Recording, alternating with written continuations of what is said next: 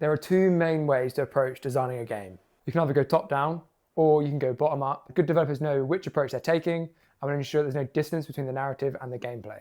Bottom up design starts with one gameplay mechanic and then you build everything around that. Think of Port, for example. They didn't start with the story or the lore or the world building. They started with the portal gun, which is a really novel and fun mechanic. They probably asked themselves questions like, what kind of puzzles can this create? What kind of weird scenarios can we put the player in? How can we make this fun for an extended period of time? How can we mix it up with different obstacles and other mechanics to create new and interesting things? They built in an entire world just to support this gameplay mechanic. The main approach here is you start with a mechanic, you build a world around it, and then you integrate the story with it. Now in the reverse, The Last of Us is the complete opposite. They started with an experience and world and theme setting, and then built mechanics to support that. And not only is that by building a survival game, because they want to make you feel like you're a survivor in an apocalypse, but they did things like the movement feels way too sluggish and realistic in a sense, but also kind of lethargic and slow, kind of show the kind of emotional exhaustion and turmoil these people would be in. Not only are the mechanics supporting the entire world based on them making logical sense, like having a limited inventory and having low ammo to feel less powerful, and also having to scrounge and search for stuff. They're creating the mechanics in a way that supports the emotion and the player experience that the developers wanted.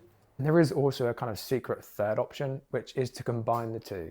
So grab a mechanic or game and slap an entirely new theme or emotional experience on top of it. A quick example of this is match-free mobile game. So Candy Crush used to be the biggest mobile game there is. Pink, all about sweets and chocolate, and the puzzles were actually quite slow and puzzly and thoughtful. Royal Match came out of nowhere, added a whole new theme. They wanted it to be a bit more fantastical, and they wanted you to feel like you're the king.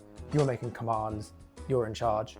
So the gameplay was also a bit different. It was match 3, but the mechanics and the level design was more explosive and destructive and satisfying, but you didn't have to think as much. You could basically just swipe anywhere and you'd make matches and complete most levels. On the surface, they sound like very similar games. Oh, it's match-free, but it's just chocolate. It's match-free, but it's just medieval fantasy. But the theme also changed what kind of mechanics were used within the match-free and the level design inside the match-free. It created completely different experiences for users. This is why great games stick. Regardless of the approach they take, the gameplay, the story, the logic, and the world all make sense and work together. Are you designing top down or bottom up, or just fighting yourself? Let me know.